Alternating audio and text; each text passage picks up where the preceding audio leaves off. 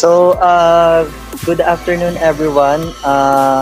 We are the Team Green, and today we are going to discuss to you our case analysis, which is entitled Unemployment. Okay, before we proceed, let me introduce ourselves in front of you. I am Jimmboy Hila, and I have here the list of my other members.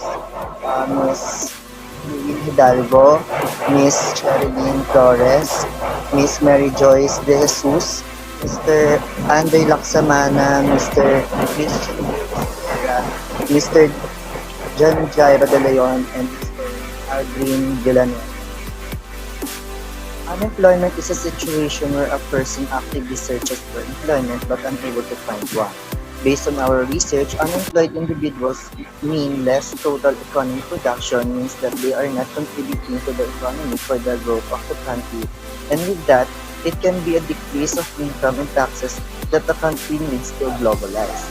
Unemployment were already existed even were not yet at the pandemic era. It was already existed in our country even we are not already experiencing the pandemic. As we proceed, we are going to tell you how unemployment exists and how it affects the Philippine island in terms of economy. So here is our case analysis or the problem that we are going to focus on. Now let's move on to problem identification. The problem here is the unemployment. Unemployment is caused by various reasons that come from both the demanding side or employer and the supply side or the worker.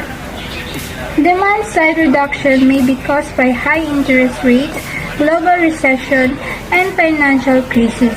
From the supply side, frictional unemployment and structural employment play a great role. Esguerra and Hila will give additional discusses why unemployment exists. High standard qualification. So nowadays, a lot of people are struggling to find a stable job due to lack of work experience and not impressive educational attainment. Some people are still jobless due to lack of job opportunity because most of companies are also setting a high and unreachable standard when hiring employees. Many employers demand college graduate applicants with work experiences and even demanding a high standard. Yun, itong high standard qualification, isa to sa mga pinakadahilan kung bakit maraming Pinoy ang walang trabaho sa kasalukuyan kasi even if you are skilled enough to apply to that company, if hindi mo na-reach yung standard yung hinihingi nila, which is isa na sa example is yung college graduate and minsan may high standard pa, di ba? Hindi ka nila kukunin as long as hindi mo na-reach yung standard pa. So as like Mr. Santos, di ba? Nag-apply siya ng trabaho but since hindi siya college graduate, kahit saan interview sa mapunta, hindi siya tinatapos because of he's not college graduate. So this is also reporting by Mr. Jimmboy Hila. Okay, so this is next up is a business loss. Business loss occurs when the business had more expenses than earnings during an accounting period. The loss means that you spend more than the amount revenue you made. But a business loss isn't all bad. You can use the net operating loss to claim tax refunds for past or future tax years. So, okay, so sa nangyari po dito sa case na nangyari if nagkaroon po ng pagkawala ng business kasi po due to pandemic. So, alam naman po natin yan na marami pong mga establishment closed because of the pandemic because maraming mga tao ang nahirapan gumalaw or kumbaga nahirapan po sila makapunta kung saan. So may mga other establishments nag-close po because of wala na pong mga tumatangkilik or wala na pong mga pumupunta sa mga business na meron sila. So that is the problem of our case. To move forward, we have the solution. Miss Lyn Flores. The encourage self-employment. So since the pandemic, a lot of people lost their job and a lot of companies had to close. So the amount of unemployed had increased, and and this one I thought about it for for to have it as a solution to decrease the unemployed is to encourage some people who have the means to start a business, and also syempre sa tulong din ng ng government and organization, matulungan sila na makapagtayo ng sarili nilang business sa pamamagitan ng pagpo-provide ng training or lessons para mahasa or magkaroon sila ng kaalaman paano sila makakaroon ng kung paano ang galaw sa pagkakaroon ng sariling business. And sa pamamagitan din nun, pwede nyo silang mag-hire ng ibang mga people na walang means and also unemployed para magtrabaho sa kanila. So that's it. And now let's proceed to the other recommendations for unemployment.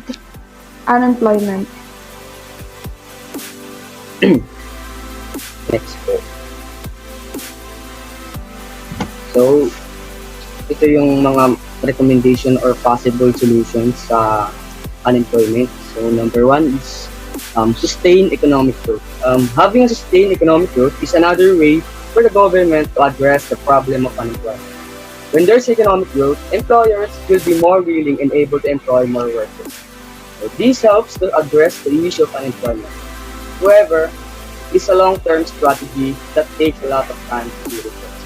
Para madali natin maintindihan, itong gobyerno, sasuggest ko lang na sana i-sustain nila yung ating economic growth, lalo na sa mga magsasaka, lalo na ngayon ay climate change. So, nahihirapan yung mga magsasaka na i-improve yung ating food security and nutrition para sa mga magsasaka. So, para ma-enhance yung ating sustain, so nakakatulong din ito sa mga magsasaka para mabawasan yung poverty, ma-enhance yung well-being of farmers at yung mga agricultural workers. So, next is reducing occupational immobility. So, is one possible solution that can be applied for the Philippines. There is an oversupply of workers and a good amount of graduates every year who fall into unemployment. So, dito naman, may mga bagong graduates kasi na nakapagtapos pero hindi agad sila nakapagtrabaho. Bakit? Isa sa mga problema kasi yung mga facilities like hospital, wala silang mga gamit.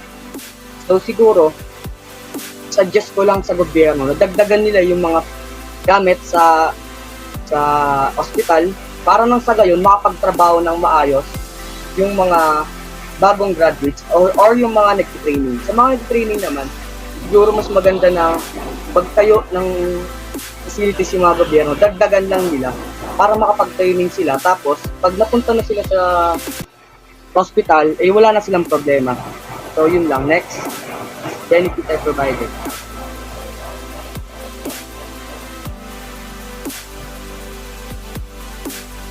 Next reporter po.